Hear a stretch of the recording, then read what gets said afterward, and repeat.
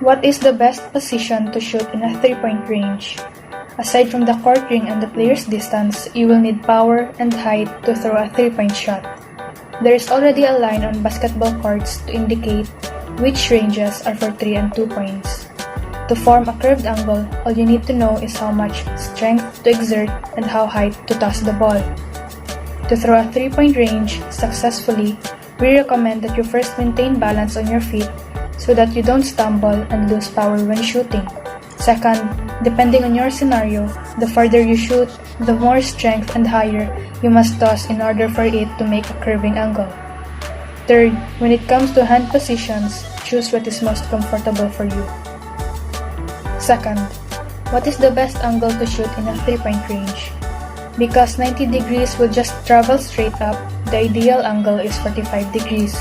If you start at 0 degrees, you will end up with a horizontal line that's basically flat. What role does projectile motion have in this scenario? For gravity and air resistance, the projectile motion is used.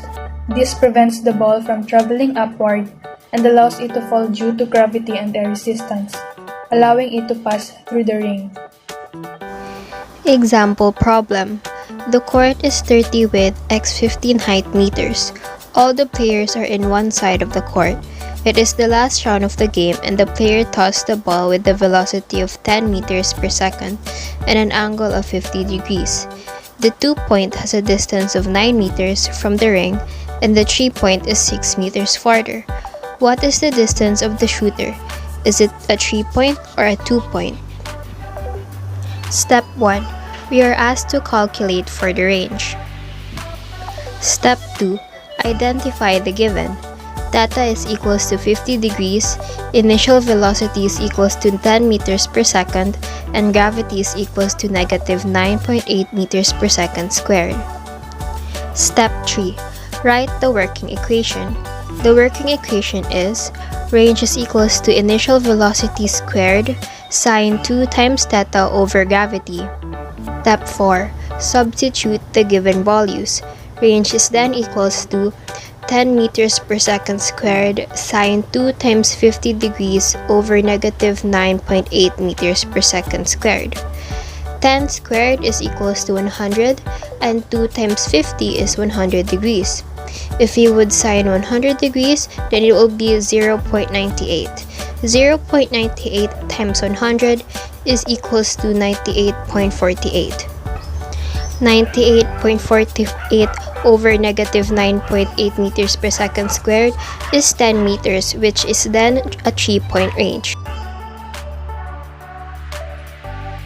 Throughout the game of volleyball, the mass of the ball remains constant, but the acceleration and direction of the ball change constantly.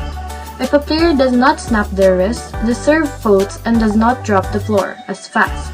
When using the equation to find the velocity of an average serve directly after it crosses the net, we would get a velocity of 5.29 meters per second. Projectile motion is most connected with sports that make use of projectiles or objects thrown in the air. When it is, it can be considered to have either a vertical or a horizontal component. These two components affect the path of the projectile.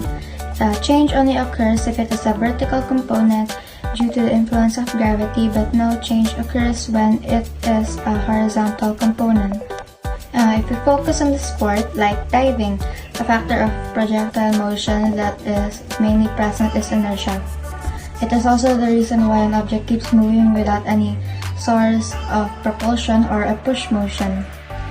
Another sport is for soccer, and for soccer, we have gravity.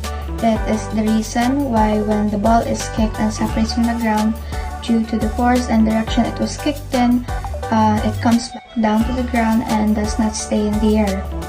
Answering the question of what is the best angle to hit when aiming for a home run, said by Nathan, an Illinois physicist, that the best angle to launch is from a 25 to a 30 degree range.